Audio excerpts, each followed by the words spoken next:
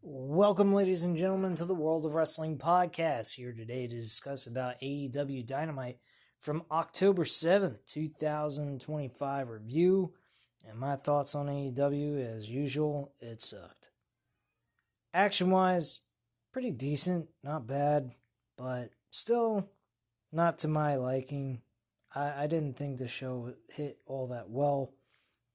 A lot of storylines on this show that just absolutely blowed, and we'll talk about it in just a second. I mean, they called this Title Tuesday. They ought to call it Bait and Switch Tuesday, because that's what this show was, a bait and switch. They made you think that you were watching a show where you'd have championship title matches, and we didn't get any of that, hardly at all, on this show, but two matches. And one was for the TBS championship, and the other was for the TNT title. First thing on the show is we had Hangman Page and Samoa Joe have a face-to-face promo. One of the things that's mentioned on this is that they will not have any altercation with each other, no physicality, none of that bullshit. The typical go-to promo face-to-face BS that AEW seems to go to every single time. So they get both of the men in the ring. Page talks about 6 years of AEW and everything's been involved in as part of that, before saying he's never been more focused than when Samoa Joe lost his composure with the champ last week. They finally explained what the whole thing happened from last week, because I actually did not watch Dynamite last week. I was off for a vacation in North Carolina, so I actually did not watch any wrestling whatsoever that week. So I need to, kind of get an idea through these other episodes recapping what occurred, or just not understand what's going on. Who really fucking cares? Wrestling as of late has been a dumpster fire when it comes to entertaining the audience. But Page says that he agreed to team with him and Hobbs to fight a battle he finished a long time ago, which wasn't a long time ago. It was in July. That's 3 months ago. That's not even that long ago. So I don't fucking know. I don't get it. And after he won the match for their team, Joe lost it. He talks about the attack and the fact that Joe yelling that Page never beat him. Joe has been angry for a long time, most of all with himself, and that he's been distracted, that has distracted him in this business. Page makes it clear he didn't ask for Joe to have this opportunity because of his words and actions last week, but because Joe deserves this shot. He said that Joe and the Ops, among others, who put their time in to help ensure that Page could have won the title, and appreciates Joe for it. But the repayment for his gratitude ends at the opportunity being offered. Joe has a chance to win the AEW World title at Wrestle Dream, but Page will not let him win the title. Crowd chants for Joe. This is fucking weird. We got Joe being cheered by the audience over Hangman Page, who was actually attacked last week by Samoa Joe. Please, someone make this make sense, because it don't make sense to me at all. So, Joe says that everything that Hangman has said is absolutely true. He shares some truths of his own, saying that he doesn't see the pinnacle of pro wrestling when he looks at Page. He sees a pretender. He says that the timely intervention of the Ops helped him get that title, and that without their help, Page wouldn't be the man right now. Joe says he he did forget himself, and he forgot that the prime target is the man who calls himself champion. And Hangman Page is no champion. When the two go at it, Page will have the chance to prove he's the champion he says he is. And when it comes, Joe will choke him out. Page will then be able to make good on one thing, and that is giving a world champion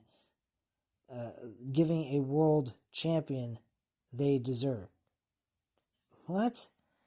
And that is giving the world a champion they deserve. Okay, got it. So basically, in this promo, after all of this time, from January, actually since October of last year, when Bryan Danielson dropped the title to Jon Moxley, up to July of this year, we're telling the audience that Hangman Page is a joke, he's a pretender, and he's not a real champion. So you're basically telling us all this shit was just for nothing. Makes perfect sense to me, I guess, if you're out of your fucking mind. So the champ takes umbrage with this, saying that who he doesn't stand in others' opinion of him, and it stands when the bell rings. For every shot he takes from Joe, he will give 2 back. He will prove that Joe will not outlast him, but he hopes that Joe brings the same passion and energy that he brought to All In, so that he can know that Page is the champion of the world. With that, the two men stare each other down as Page music hits. Wow. So the whole explanation is Joe has felt he's put himself second. He's surrounded himself with guys that are just like him, and that he has been distracted and needs to put his time and energy in becoming the world champion. And in the meantime, he has thought that Hangman Page is a paper champion or a pretender, when at the end of the day, he was one of the people that helped Hangman Page win the world title. So my question is why did he take the time to do that? Makes absolutely no fucking sense. He should have just stayed the hell out of it and not cared. And just tried to win the world title himself from Jon Moxley. To me, this just seems fucking retarded.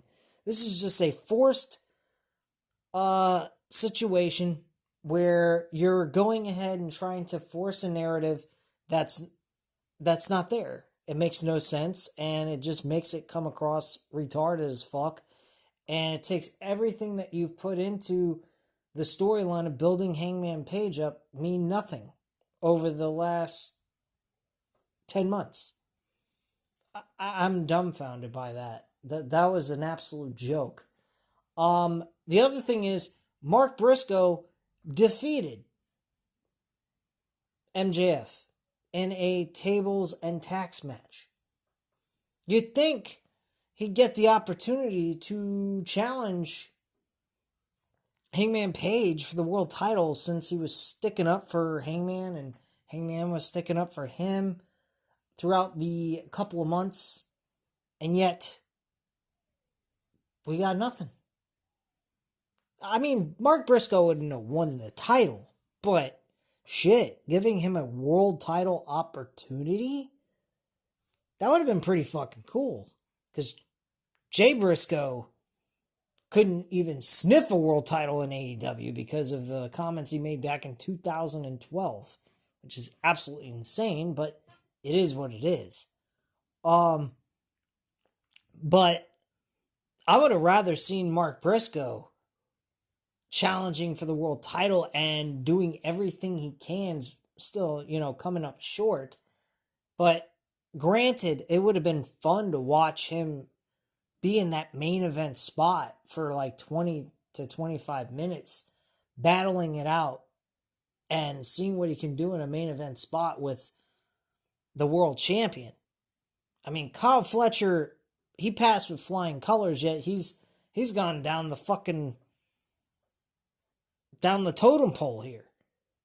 I mean, his championship defense yesterday was against Kyle O'Reilly in a rematch, no less.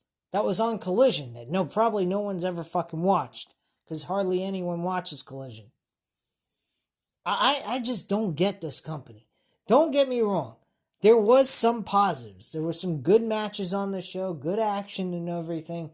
But this show as a whole, to get you hyped, get you entertained, and get you pumped for their pay-per-view event is absolutely fucking terrible. You either are going to like the product for what it is, which is absolutely nothing, or you're going to hate the product for not delivering on anything that gets you motivated to want to watch the damn pay-per-view. And it's as simple as that. This guy, Tony Khan, does not care about trying to get people interested. Last week, they were under 500,000 viewers. That is the lowest this company has ever gone in its history, from what I found out through JD from New York 206. I can't believe this company. I really can't. I don't know how they can go on and go in interviews and talk about how everything's positive and everything's great. You gotta be real with your audience, man. Say, hey, we haven't been hitting the numbers we'd like, but we're going to turn things around, something of that kind of nature. Give some realism to it while also spewing out some positivity that you're going to make changes and improve and get better.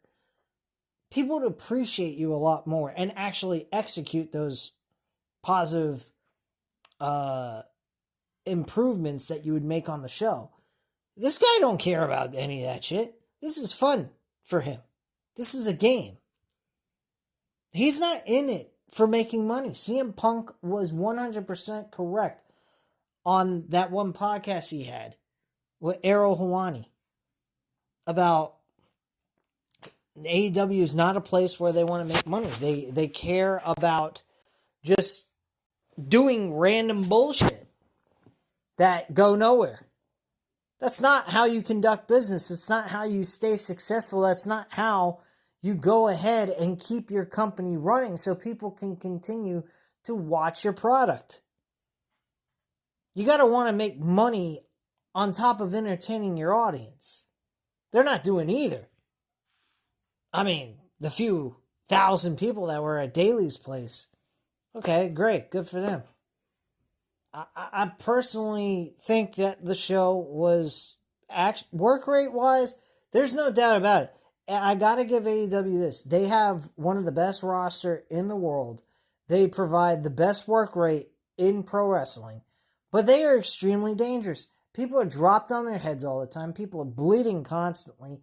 People are being stabbed with fucking forks and screwdrivers and just fucking terrible spots.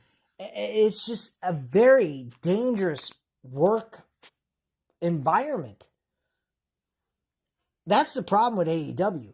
I follow AEW because I love pro wrestling. I love what AEW used to represent. And I would like to see them eventually get back to that. So if you want to come here and say, oh, you're a hater, you're this, you're that, go suck WWE cock. I don't care for WWE right now either. I think they suck.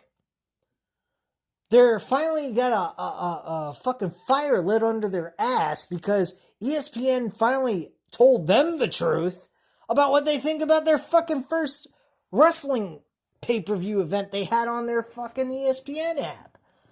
Which I agree 100% with what they said. The show fucking sucked. There was a couple of good matches. That's it. There was nothing super exciting about it. It was average at best. And that's all. WrestlePalooza was a fucking fail. And it was the first event on ESPN. Now Crown Jewel is coming up this Saturday. We'll see what they got to offer here. There's 5 matches on the card. Hopefully they do something good. I hope and pray that they do something. Raw has been pretty good for the last couple of weeks from what I've seen.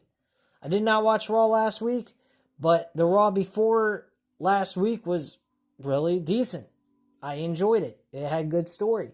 And that's because ESPN lit a fire under their ass. Triple H probably did not like the review that ESPN gave them for that event. And now he's finally doing something about it. Why? Because they're paying for their product to be on their fucking ESPN app once a month for their fucking dumb PLE events, which I don't understand why they're shifting all their content all over the place when they could just have it on one platform. Outside of the fact they're just making money hand over fist to all these other platforms, and they don't give a flying fuck to the general audience, which they don't. And that's the realistic viewpoint of all this. I'm not really happy with any of this shit. It sucks either which way you look. AEW sucks, WWE sucks. So don't come on here and tell me, oh, you're an AEW hater. No, I'm not. I hate wrestling in general right now because of the way it's being conducted. Lack of effort, lack of respect for the audience and what they're spending their fucking money on, especially WWE fans. They're getting fucked 10 ways to Sunday. They're spending all this kind of money. I don't understand where they're getting this kind of money from to spend to get tickets. Compared to what I spent in 2024's Royal Rumble in St. Petersburg, Florida, is nothing compared to what a person has to pay for sitting in the front row now. I sat in the third row in the front. You can literally see me on camera while the event's going on here and there, and I literally did not pay the same price that these people are paying now. People now are probably paying like $20,000 a ticket. $15,000, somewhere in that kind of oddball range. Who in their fucking right mind would drop money on one ticket for themselves to go see a event that costs almost as much as a car? You gotta be out of your fucking mind. I am never going to see a WWE event because they are overpriced as shit. Sit in the nosebleed section for $400 and something a pop? No way, not for a fucking predetermined show. Are you kidding? I'd pay that kind of money to see a UFC event. Hell, I'd pay $1,000 per ticket to go see a UFC event or a boxing event. You want to know why? Because it's not predetermined. It's genuine shit. It's what you're going to see is what's going to happen. Wasn't told to someone, hey, you got to do this and you got to, lose to this. That ain't fucking happen. Not when these people are cracking each other in the skull like they do in UFC and boxing. Are you crazy? Get the fuck out of here. So, my attitude's real simple. Fuck WWE, fuck AEW, fuck wrestling in general. Because they don't care about you. They care about the dollar, and they care about fulfilling their sick, demented fantasies, like Tony Khan's doing at this point. But let's continue on. So earlier today, the conglomeration talks about their upcoming matches. For the word of the day is multi-fascination. Kyle O'Reilly is ready to take the TNT title from Kyle Fletcher tonight. I got one question. Isn't Mark Briscoe interested in the TNT title? Wasn't he asking for a shot before he was facing MJF? Never got one, I don't think. And if he did, he probably got it on Collision, which I don't watch, so who cares? And Orange Cassidy and Big Tom are ready for their respective matches as well. Up next, Tomohiro Ishii takes on Jon Moxley, but first, we get a huddle for the team before we cut away. What a joke. Anyway, we get Jon Moxley and Ishii going one-on-one. This match was okay. Jon Moxley won by a submission, rear naked choke, and he was unresponsive. The referee went for the bell. Match was alright. It wasn't bad. I thought it was fine. But, I mean, it's same shit. Same old, same old. Mox celebrates as we cut backstage where the Young Bucks are trying to talk to Tony Khan about getting a money match because they're running out of money. Apparently they have a gambling addiction problem. I don't know what the fuck their problem is. But apparently they think Tony Khan's inside of a fucking office, which is totally incorrect. He would be in Gorilla conducting the show. You see the backstage of these fucking these arenas that they're going to. There is no office for them to be in. They're lucky they have a locker room. I mean, this is dumb shit. And again, the work rate on this show was not bad. But still, the show sucked. Straight up. As good as the wrestling was, the show still sucked. Because there's no consistency. There's no explanations. The explanations are forced because they're last minute storylines are thrown together at the last minute. Probably being done the same day the show is supposed to take place, hours before it's supposed to take place. He's doing all the same stuff that Vince McMahon did. The whole thing's a fucking joke. He runs a terrible operation. Too many people are injured on this roster. And they're irresponsible with their talent. So, we find out that Matt sold a couple of their sneakers to afford the front row tickets to watch Jurassic Express later tonight, with Nick demanding he get a money match as we go to commercial. What? I got a question. What the fuck are they spending money to get a ticket to sit to watch one match? Why aren't they, going ahead and just sitting backstage or sitting at the front stage, the stage by where the Titantron is, and just sitting propped up in a chair watching the match? They're part of the fucking roster. They don't need to pay no fucking ticket. They're having to sell their sneakers? Why? What are they spending their money on? You lost the VIP slogan, but yet you're broke. You're still getting paid. You're not, out of a job. This shit went from one extreme to the other. This is nuts.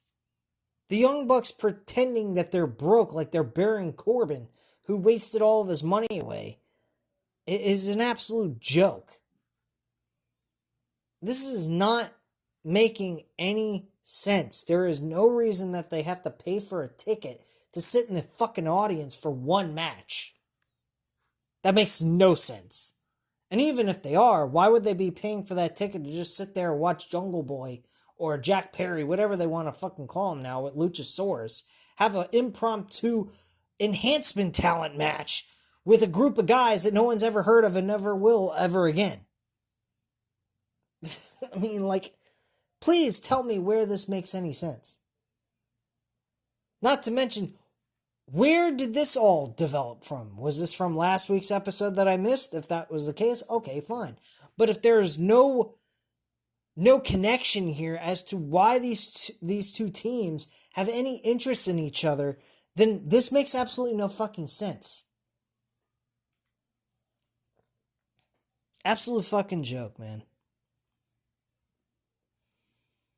Anyway, we got a video package hyping up the AEW Women's Championship match at Wrestle Dream with Chris Statlander defending the title against Timeless Toni Storm. Video package was nice, but again, why did we go to Chris Statlander beating Toni Storm in a fatal four-way match, taking the limelight off of Chris Statlander? It would have been more meaningful if she would have won the match in a one-on-one match. Having two other competitors in the match kind of takes away the value of her winning that championship, because of the fact she could have pinned anyone else as well to become the world title, which devalues the win. They should have just had Toni Storm walk out as the women's champion, and then Chris Statlander, not being one of the women that were pinned in that match, earn the opportunity in a number one contenders match to challenge her for the title, and then win at Wrestle Dream to become the women's champion. I think that would have been a better idea, or just not have the Fatal 4-Way match altogether and just give Chris Statlander the match at, All Out in a one-on-one match. That would have made a little bit more sense. But let's devalue the win that Chris Statlander won by putting her in a Fatal 4-Way match so that it means absolutely nothing.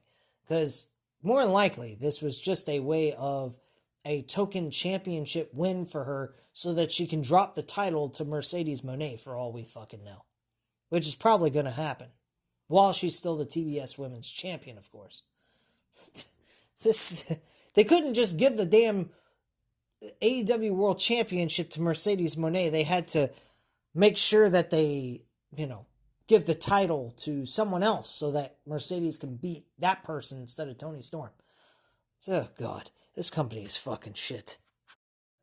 Alright, following that, we had a street fight between The Demand, Ricochet, Bishop Khan, and Toa Leona, going up against the Hurt Syndicate with MVP, Bobby Lashley, and Shelton Benjamin. MVP, Bobby Lashley, and Shelton Benjamin were wearing suits and ties for a street fight with their knuckles taped up. And they win the match. Now I got one question. Why the fuck is this match even happening? And two, if the match is going to happen, why wouldn't you have the Demand win again, giving them an advantage instead of 50-50 booking, and then on top of it, you just released merchandise for the Demand so that they can lose? Again, where does this make logical sense? Was the match okay? Yeah, I think it was fine. I think this match actually was better than their match at the All Out pay-per-view. If you want to be honest, I would have preferred that match and have the Demand win. But once again, AEW continues to prove how fucking mindless and stupid they are. Not to mention there was head chair shots and all kinds of other nonsense that took place in this match, and was pretty damn dangerous to be doing that. But don't worry. AEW is a safe work environment for everyone to work in, and they care about their workers, their performers. Sure. And I have a 10-inch dick and I do porno films on the side. Sure. I don't know, man. I don't know how you AEW diehard fans that will say yes to anything. And I hate fans that do that shit. I don't do that. I don't do that for WWE. I won't do that for AEW. I won't do it for any promotion. I'm a Dallas Cowboys fan. I do not like the way the Dallas Cowboys are right now. I think Jerry Jones needs to go hit the bricks. I think that they need a change of ownership. Jerry Jones is out of his element. He's out of touch. He traded one of the best defensive players in the league to the fucking Green Bay Packers. And, they can't stop a fucking pass play. They can't stop the run. They got one of the worst defense in the NFL. I mean, they're absolute trash right now. And me personally, I don't care for the Dallas Cowboys as much of a fan I am. So, it is what it is. But yeah, the Street Profits, or not, what am I saying, Street Profits? The Hurt Syndicate end up beating the Demand. They're not so demanding. So the trio, the Hurt Syndicate celebrate as we find out the Jurassic Express is in action after this commercial break.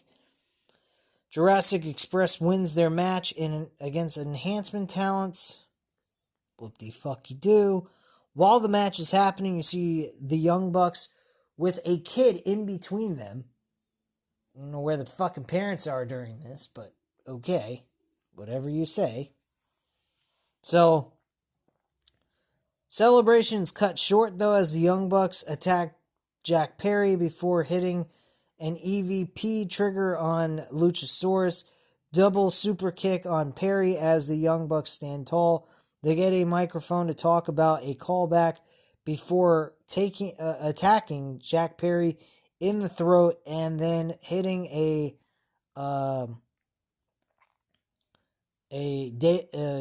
Meltzer driver on their former friend.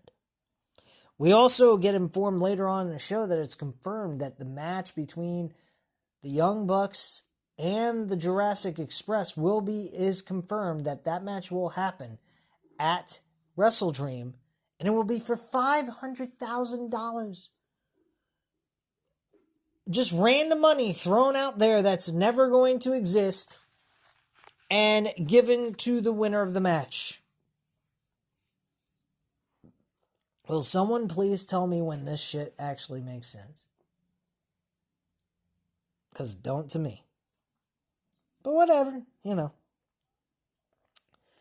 We cut backstage to hear the Death Riders as Pac addresses Orange Cassidy ahead their match tonight. Yuta and Garcia, they talk about the difference between winners and losers. This is coming from two guys who are more consistently losing than they are winning. They're probably the weakest links of the fucking Death Riders, and yet they have the audacity to have them talk about winners and losers?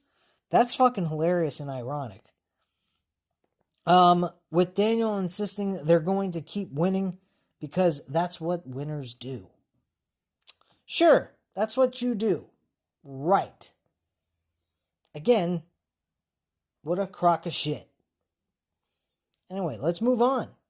The Kyle versus Kyle 2 matchup between Kyle Fletcher defending the title against Kyle O'Reilly for the TNT Championship.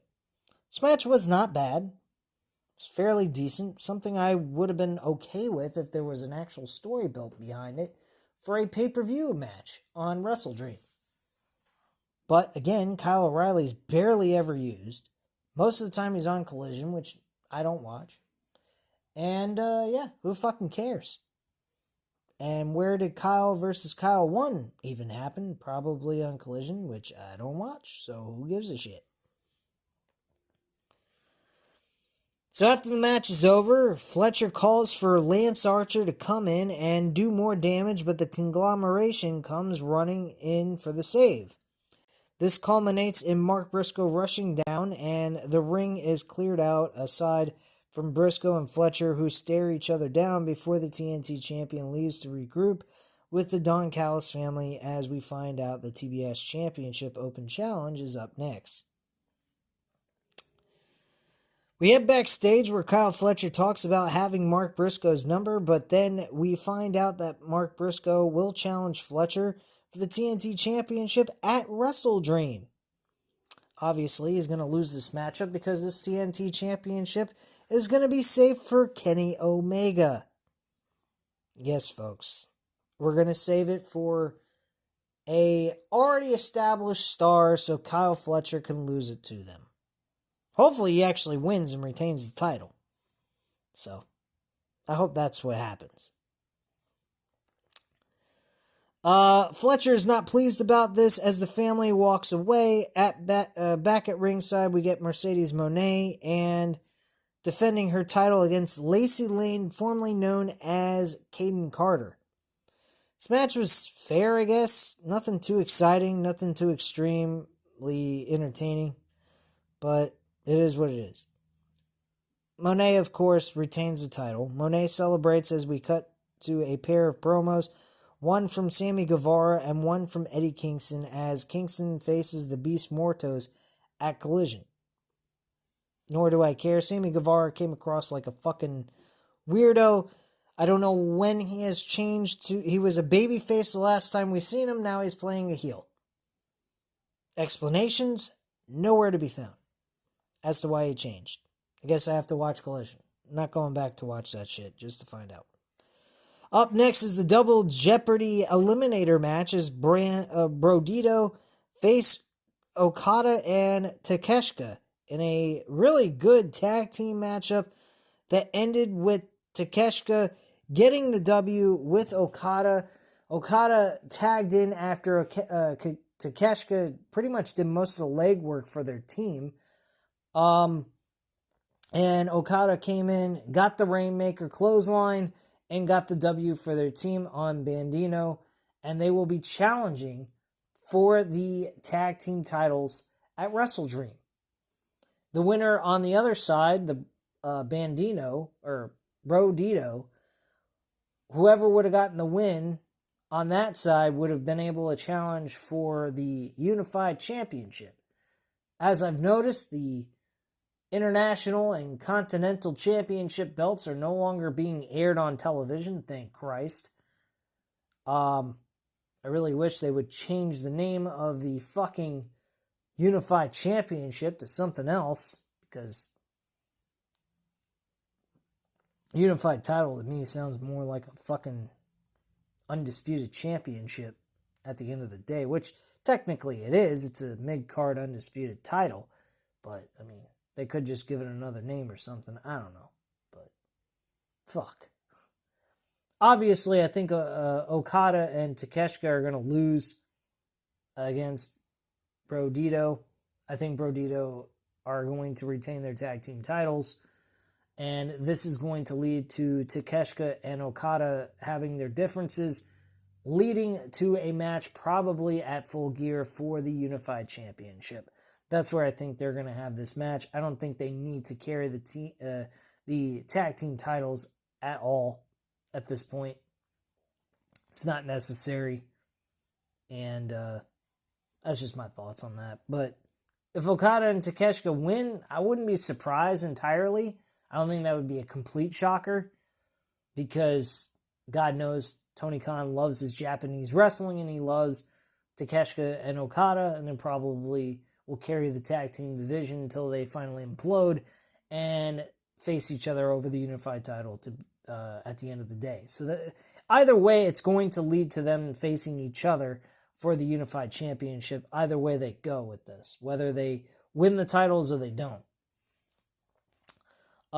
Backstage, we hear from Jet Speed and Willow Nightingale talking about their match at Collision, a mixed trios tag team match against FTR and Megan Bayne. Up next is our main event as Orange Cassidy and Pac square off. Holy fuck. Let me tell you something, guys. This match wasn't terrible, but the ending was fucking bloody awful. First off, they're fighting each other through the crowd. They're going up the stands, and you literally can see on the bottom portion of the screen fucking handcuffs on the railing. No joke. I watched JD's review this afternoon after I watched the event, and he did not point that out. I actually noticed it. The fucking handcuffs were on the freaking railing to begin with when they were getting closer to the spot. As he's kind of like brawling with Orange Cassidy, Pac's leg gets handcuffed to the railing. And you see Darby Allin peek his head up from underneath the curtain that was there and gives him the bird. And he's flipping out, he can't get out, And then randomly, out of fucking thin air, he manages to break the handcuffs. Part of the handcuffs and a little bit of the chain is attached to his leg.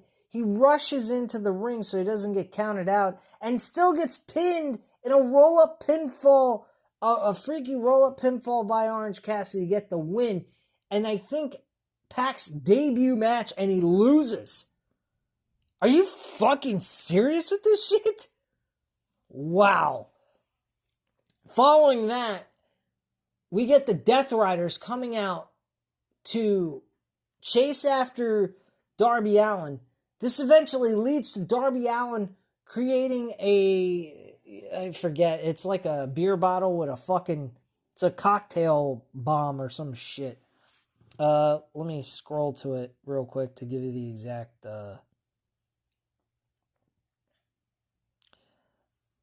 it's a Molotov cocktail. So Darby comes to ringside after the match, only to be intercepted by Pac as the rest of the Death Riders come out to go after him.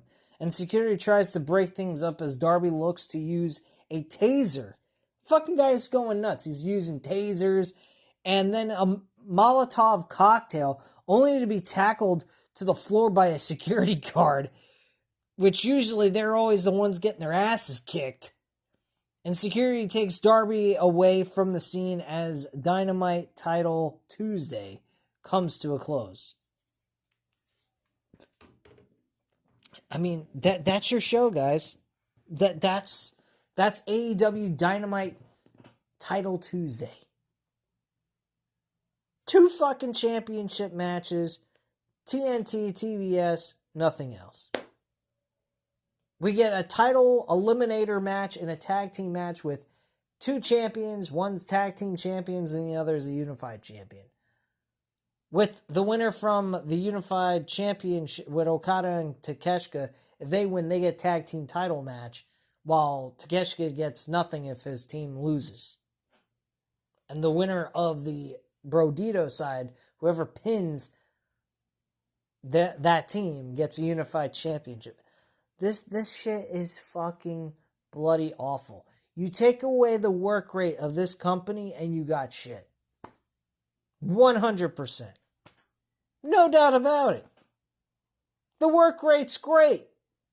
But there's no substance to the work rate. There's no hype. There's no enjoyment. You just sit back and watch meaningless fucking work rate while people are bashing the shit out of each other and killing each other on a week-to-week basis, and the injuries continue to pile up on this roster. Tony Khan ought to be ashamed of himself. He's not a businessman. He's not a fucking promoter even. Forget about being a businessman. He's not even a fucking promoter. He's shit.